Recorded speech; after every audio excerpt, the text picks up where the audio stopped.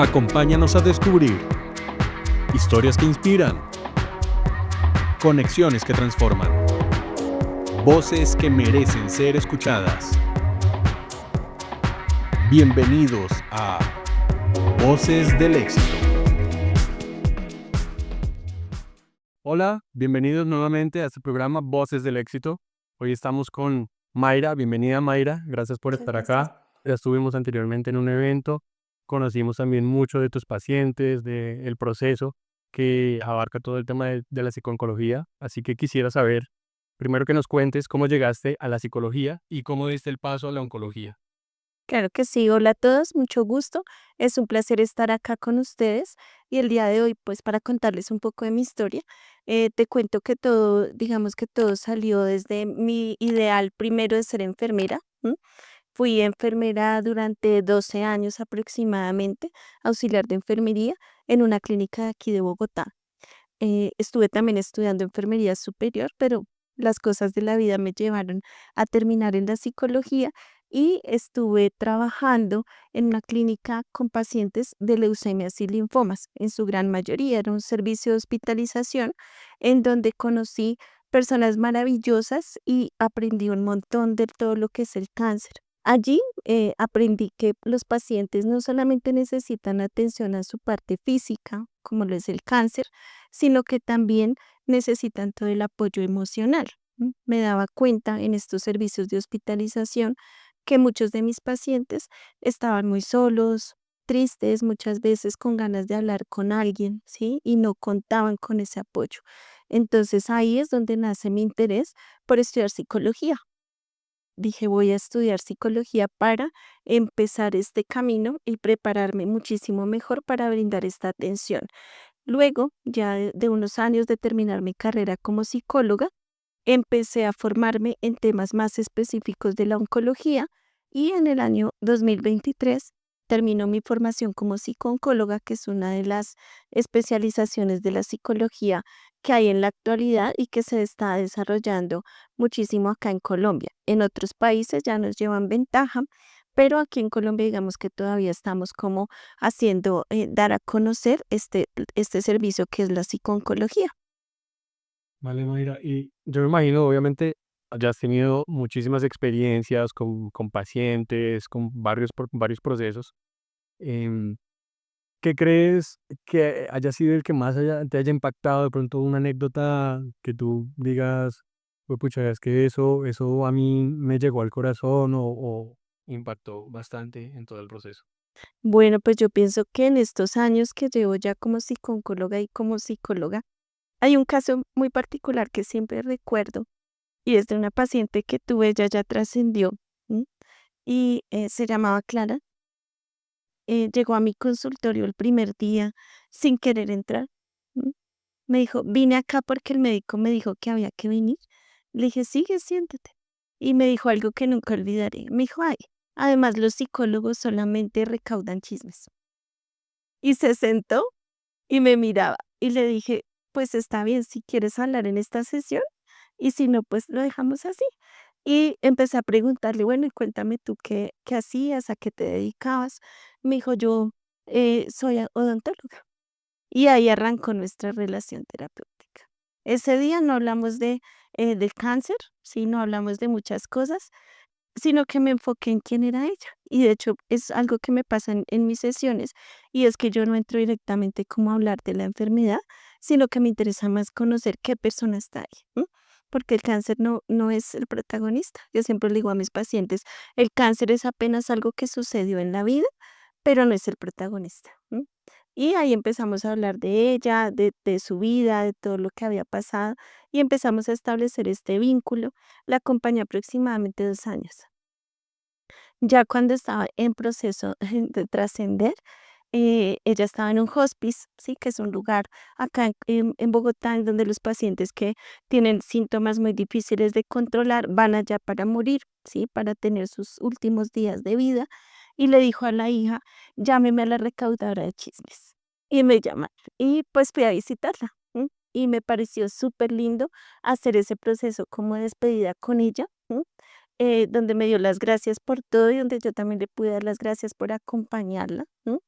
Y ahí terminó esa historia que me pareció súper bonita y la cuento y siempre me llena como de emoción y de gratitud, porque es como poder reconocer que al inicio puede que tengan cierta resistencia al proceso terapéutico, pero después es tanto el vínculo que se forma que ya uno hace parte casi como de la familia, ¿m? Y poderlos acompañar en todo su proceso hasta cuando ya trascienden, ¿sí? Cuando ya mueren, también es una labor muy gratificante para mí. Bueno, o sea, la historia súper bonita, pero yo me imagino que también para Clara, el saber que ya va a trascender, pues tiene que ser, me imagino, una situación súper compleja, algo muy difícil de llevar. Y, y, y considero yo, pues ese es el apoyo que tú realmente, o el impacto que más generas en ellos, y es poder apostarle, ni siquiera es como una esperanza del seguir adelante, sino del estar en el presente y de poder eh, tener una felicidad, así sea momentánea, así ellos de pronto ellos ya lo tengan como ya muy destinado a qué es lo que va a pasar. ¿Cómo es ese proceso de acompañamiento? ¿Cómo haces que se sientan en una tranquilidad, en una serenidad en el momento, pues, tan vulnerable? Bueno, pues en mi experiencia en el acompañamiento al proceso de morir es clave varios aspectos. Primero, que la persona se haga consciente de que está en una etapa final de la vida. Segundo, ayudarle a resolver los asuntos pendientes que para ella esté bien resolver, ¿sí? Asuntos, por ejemplo, de perdón, resolver incluso temas de tomas de decisiones, ¿sí? Uno de los aspectos que yo asesoro a mis pacientes es en el tema de las voluntades anticipadas. Es un tema clave para todos nosotros, Andrés, si te lo cuento, no solamente para la persona que está con un diagnóstico, sino que cualquiera de nosotros podría firmar este documento y básicamente se trata de poder decidir qué quiero y qué no quiero al final de la vida. Con ella estuvimos conversando sobre este tema y esto sí que da mucha tranquilidad y mucha paz al final de la vida. Y es saber que no nos van a someter a cosas que no querramos, ¿sí? Tener muy claro qué quiero y qué no quiero al final de la vida es lo que nos da esa paz.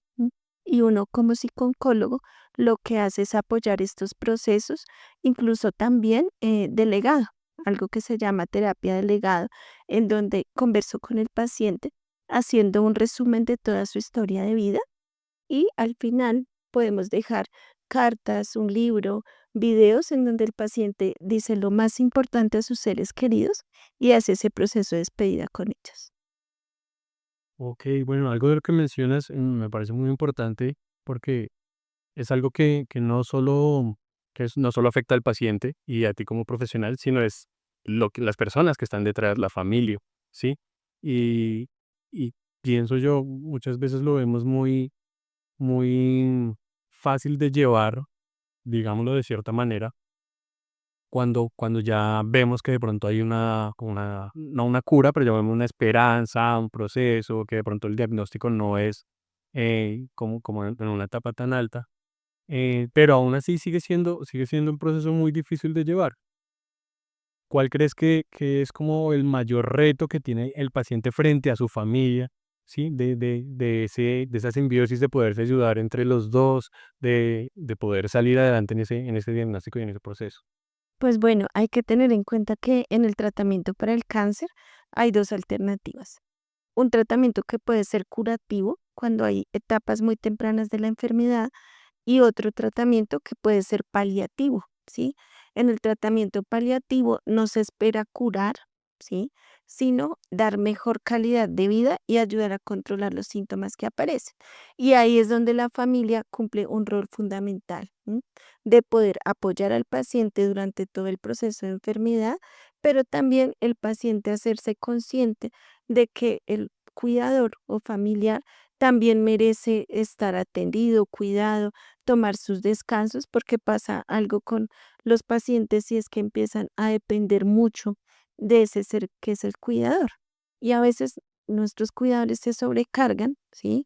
Y empiezan a tener también manifestaciones físicas, psicológicas, en donde es súper importante el acompañamiento del psicooncólogo para brindarle esas pautas y esas estrategias para poder acompañar mejor al paciente.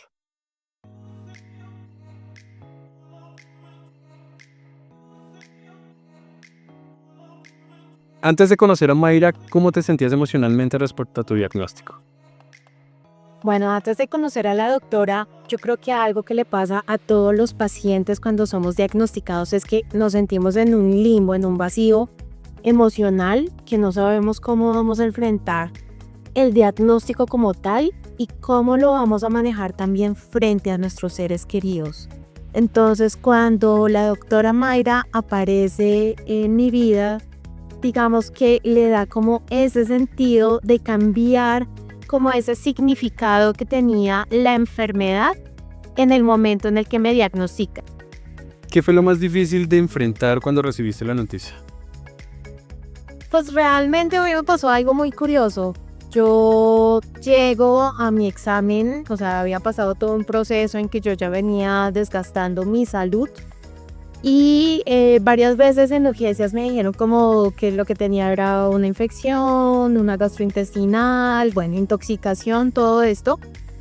Y cuando ya me veo que me estoy desgastando tanto, tengo que acudir a un gastroenterólogo particular y este me remite a que me hagan una endoscopia y una colonoscopia.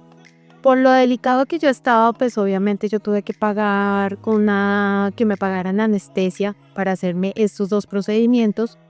Y cuando voy me hacen este procedimiento y me despierto y la doctora como que me mira así como con pesar, como, no, lo lamento mucho, lo que pasa es que te encontramos una obstrucción en el colon, entonces pues lamentablemente debo decirte que tienes cáncer. Y yo todo. Y entonces ella como que me mira, como que me dice, no ha procesado la noticia y vuelve y me repite, tienes cáncer, lo lamento mucho, eres muy joven, no sé qué, y yo, bueno, sí señora. Como que en el momento realmente no lo procesé.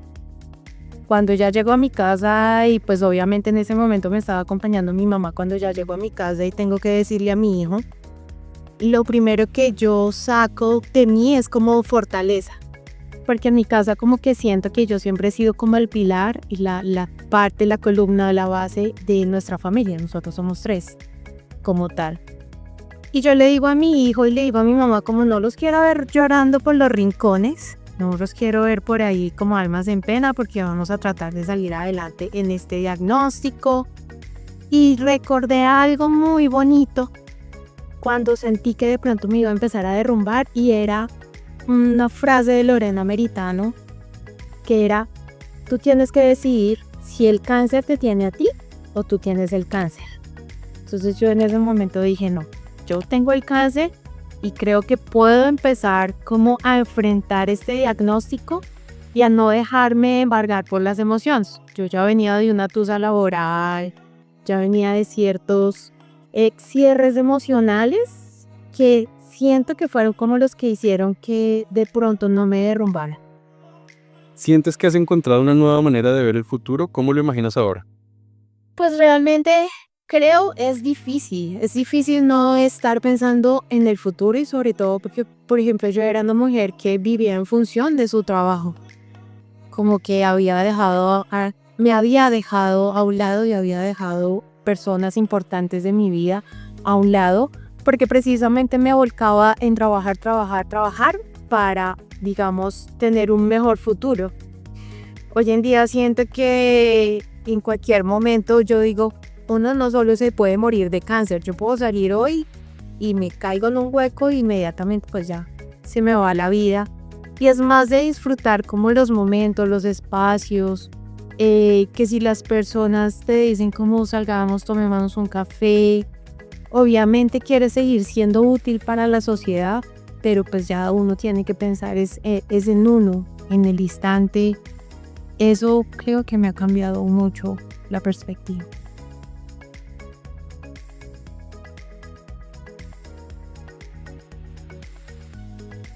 ¿Qué fue lo más difícil de afrontar en los primeros días o meses después de saberlo?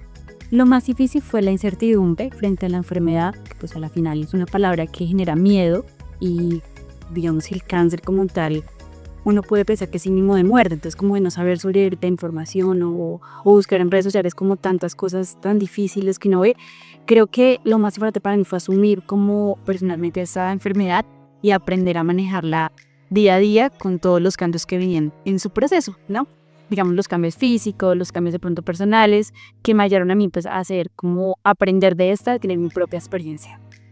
¿En qué momento surge la idea de emprender y cómo este conecta con tu historia? Háblanos un poco de tu marca. Bueno, mi emprendimiento, que es Extractopía, son cuerdas y correas para bolsos y celulares, que son estas, surge también a raíz de la enfermedad. Creo que es una manera de resiliencia muy positiva. Como les digo, la enfermedad también ha traído cambios tanto personales y tanto físicos, que en un día claramente muy difícil, en una especie de depresión que empecé a entrar por todo lo que estaba viviendo, surgió la idea de empezar a coser porque por un consejo también de mi psicóloga me dijo: en tu mente en lo que te guste, ocupa en algo que pues te distraiga. Y salió la oportunidad de comprar una máquina y empezar a coser. Empecé a hacerlas uno a uno y a un tiempo que no podía dormir, a las 3 de la mañana, 4 de la mañana me levantaba y cosía y realmente, y era una oportunidad pues para mí misma de lograrlo y decir, bueno, vamos con todas, yo puedo con algo diferente y ayudarme. Cuando empecé a darme cuenta que hice 12, hice 24, hice 50, hice 100 y las vendía, pues dije, esto es una oportunidad de negocio muy buena y muy grande que a la final me está ayudando a mí para lograr tanto mi tema de la enfermedad como mi tema también personal de verme como una persona exitosa. Y esto fue como la oportunidad que yo encontré. Empecé a asistir a ferias, la gente le contaba mi historia y le gustaba también la oportunidad que estaba teniendo de crecer. Y fue como empecé a surgir. Ahorita ya tenemos, de hecho esto es muy reciente, y ya tenemos punto de venta, estamos llevando el producto a Panamá, a Miami, entonces como que ha sido súper ganador esa parte. ¿Qué aprendizajes de tu proceso reflejas en tu negocio hoy en día? La actitud que tenía frente a la enfermedad es muy positiva. Entonces, lo que yo quiero a través de mi negocio es también brindar ese positivismo a la gente. No solamente a la gente que vive con enfermedades, digamos, difíciles como es el cáncer, sino también personas que tienen depresión o algo de la espalda en su día a día. Y creo que a través de mi marca también busco dar mensajes positivos, digamos. ¿Por qué te lo digo? Porque en los adaptables, digamos, que yo tengo con los celulares, manejo frases como tú puedes, lo vas a lograr, sigue adelante, eres capaz, ¿sí? Esas frases siento que son importantes en las personas, recordárselas a sí mismas, de alguna manera con un mensaje que puedan tener para que no pierdan su rumbo de vida, ¿sí? O sea, lo que yo aprendí también en este proceso es que cada quien tiene su historia y es vital que en ese momento que esté pasando cada persona también pueda tener como ese mensaje de positivismo y que no se olvide quiénes era. Gracias de verdad por todas esas historias que nos cuentas, las experiencias que nos cuentan sus pacientes. Este programa, como ya sabes, pues el nombre, Voces del Éxito, lo que tratamos es de impulsar esas personas que de pronto a veces están muy escondidas, pero que generan un impacto grandísimo en la comunidad. Y bueno, quisiera saber cómo ha sido el proceso, tu proceso, ya no hablemos de pacientes, sino de tu proceso emprendiendo, ¿no? Porque esto me imagino ha sido un reto. Te lo digo yo también como emprendedor y como la mayoría de las personas que están detrás de la pantalla. Y es la decisión tan difícil de iniciar, ¿no? Porque tú venías trabajando en una clínica, ya estabas haciendo un proceso, pero ¿en qué momento decidiste, bueno, no, ya, voy a arrancar con esto, voy a montar lo mío y empezar a ayudar a los demás? Sí, como tú le dices, pues no es un proceso fácil, porque pues es como combinar esas tareas de la clínica donde estoy actualmente, combinar las tareas de mamá, porque tengo una hija de 6 años, y decidir empezar este proyecto que estoy haciendo por mí. ¿Sí? Porque llevo ya trabajando en salud más o menos 20 años, en donde digo, sé que he trabajado un montón y he hecho muchas cosas, pero también ya es hora de empezar a trabajar por mis sueños. Y mis sueños, les cuento aquí a todos, están muy enfocados a poder tener incluso una fundación para personas que están con cáncer y que están al final de la vida. Entonces, esto es lo que me sueño, me proyecto. No ha sido fácil porque, como te comentaba en algún momento, muchas personas aún no saben que los psicólogos existimos. Como que dicen, un psicólogo general va a, digamos que a suplir las necesidades y de hecho lo hacen muy bien, pero un psicólogo especialista en el tema, que es el cáncer, puede brindar muchísimas más herramientas para los pacientes. Entonces, es como un reto muy grande poder reorganizarme y sobre todo que al principio uno no entiende cómo se hace. Y uno comete errores, Claro. toca puertas que a veces no se abren, pero pues también hay momentos donde uno dice, bueno, y las cosas van como fluyendo. También pasa eso. Y en ese proceso ya de crear pues, tu propio nombre, tu propia marca. Pues me ha apoyado un montón también en las redes sociales, en todo lo que es el tema del branding, de empezar a mirar cuentas de otras personas como para también saber cómo hacer algunas cosas.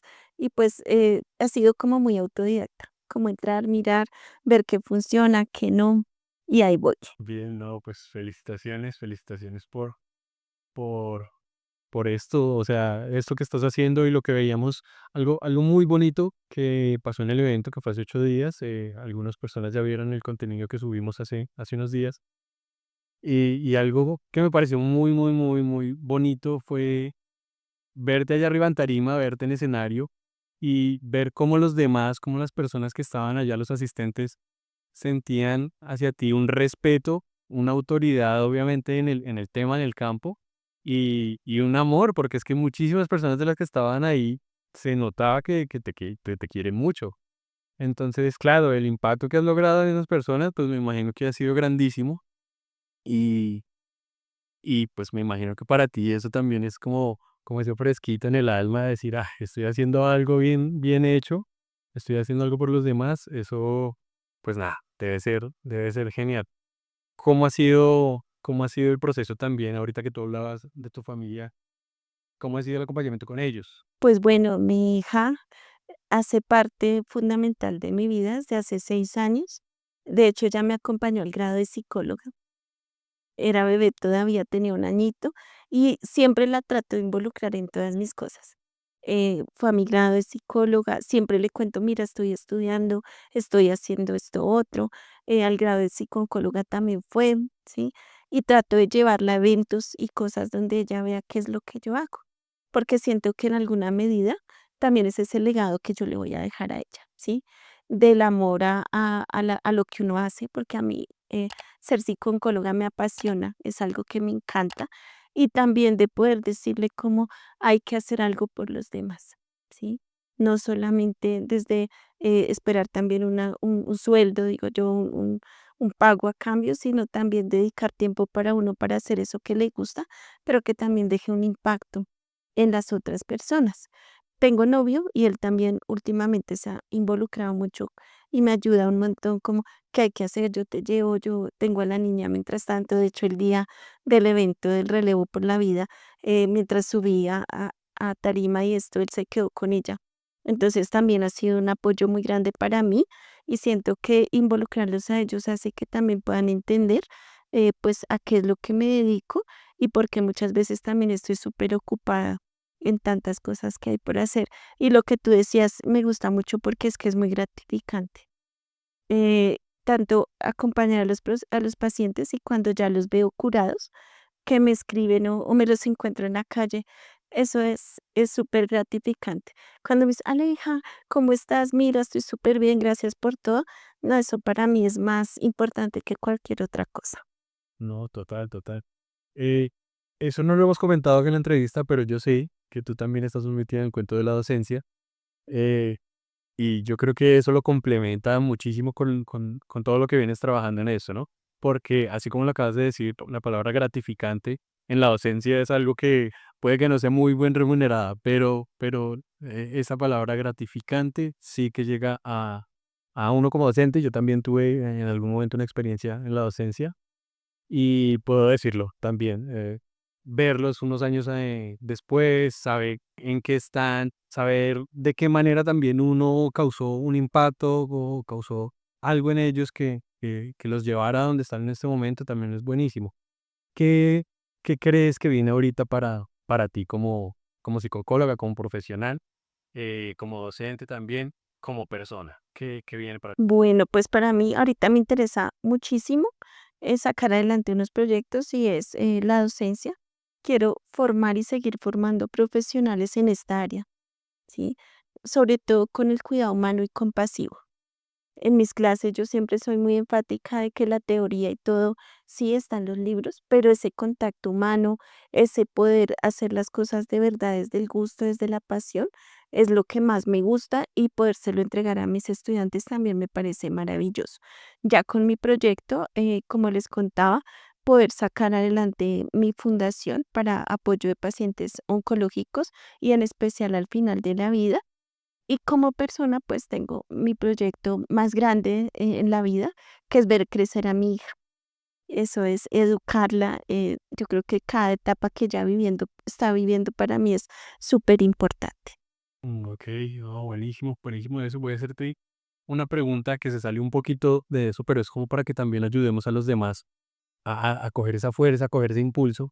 Y es como un tipcito o un dato curioso que queremos escuchar. Y es una recomendación, más que nada. Recomiéndanos tú un libro, un podcast, un video, una película, algo que haya marcado en ti, en tu proceso como profesional, y digas, no, es que no pueden pasarse la vida sin haber visto o sin haber leído esto.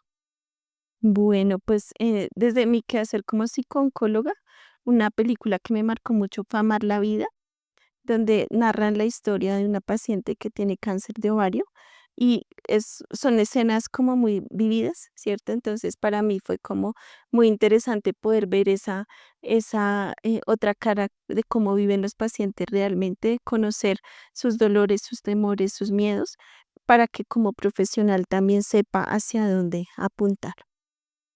¿Qué consejo darías a quienes están atravesando un diagnóstico de cáncer y a sus familias? Bueno, yo pienso que una de las cosas más importantes es que busquen ampliar su red de apoyo. Este proceso requiere mucha ayuda, tanto instrumental, económica, emocional. Entonces, lo primero es tratar de ampliar la red de apoyo. Lo segundo es no llenarse de información de las redes sociales frente al diagnóstico o no estar indagando. Por ejemplo, cáncer de colon. Uno busca en Google, en otras plataformas y salen los peores escenarios posibles. Entonces, si alguno está pasando por un proceso de cáncer, mi recomendación está ligada a que siempre escuchen lo que les dicen los profesionales de la salud, ¿m? A que confíen en el oncólogo, en todos los profesionales que están en ese proceso, para que no se llenen de información innecesaria que les genere aún mayor temor, más incertidumbre, más ansiedad. Y el tercero es que no duden en buscar acompañamiento psico-oncológico. Los psicólogos especialistas en cáncer estamos para ayudarlos, para acompañarlos durante todo el proceso, desde el diagnóstico, incluso desde antes del diagnóstico también estamos presentes en toda la etapa de tratamiento, en la etapa de supervivencia, que es cuando el paciente ya está libre de cáncer, pero aún así quedan ciertas secuelas de tipo físico, emocional y claramente estamos también en el final de la vida. Entonces es un acompañamiento integral que de verdad yo los invito a hacer uso de él, que dejemos el tabú y los miedos respecto a consultar a psicología o a psiquiatría. Quisiéramos dar también como un apoyo a personas que puedan estar pasando por una situación difícil en este momento y no saben por dónde empezar, por dónde buscar ayuda. Entonces, ¿cuál es como ese primer paso? ¿A dónde pueden dirigirse y cómo pueden llegar a ti? Lo primero es preguntar y asesorarse si en su EPS, si estamos hablando de Colombia, tiene algún tipo de convenio con psicología, ¿sí? Para pues tener como esa primera ayuda cuando de pronto están en situaciones o lugares donde todavía no hay psicólogos. Tener apoyo emocional es clave en este proceso. También pueden buscar herramientas. Yo desde mi proyecto personal hago talleres virtuales gratuitos en donde pueden acceder a información, en donde pueden encontrar ese apoyo en diferentes temas. Hace unos días hice apoyo para las parejas, otras veces hago talleres para cuidadores. Una de las recomendaciones que les doy es que para encontrar fuentes confiables de la información pueden acceder a través de la Sociedad Americana del Cáncer o aquí en Colombia la Asociación AMESE. Hay varias instituciones y organismos que pueden brindar ese apoyo para los pacientes y las familias. Ya si es a través mío, pueden buscarme en @psicooncología y paliativos en Instagram. Listo, no, igual esos datos los vamos a tener acá. Ustedes en pantalla ya pueden ver los datos de ella, de contacto, el Instagram, el número de teléfono. Y también, si de pronto no cogieron los datos por ahí, nos pueden escribir a nosotros. Nosotros tenemos contacto directo con Mayra, aquí en Bogotá. Y pues, Mayra, no me queda nada más sino agradecerte por tu tiempo, por todo lo que estás haciendo. Muchas gracias a todos. Espero que esta información que les hemos brindado sirva de ayuda para que también sepan que no están solos en estos procesos, que siempre hay alguien a quien que pueden acudir y que pues desde mi parte estaré presta para ayudarlos en lo que se necesite. Bueno, muchísimas gracias a todos ustedes. Recuerden que esto es Voces del Éxito, un programa que inspira, transforma y conecta. Así que nada, nos estaremos viendo en un próximo capítulo. Gracias. Este episodio fue patrocinado por Brand to the World, un equipo dedicado al desarrollo integral de empresas emergentes, generando innovación y crecimiento con soluciones en identidad corporativa, presencia digital, desarrollo web, estrategia de marca y producción audiovisual. Brand to the World acompaña tu proceso logrando resultados efectivos y sostenibles que contribuyen al crecimiento empresarial y social.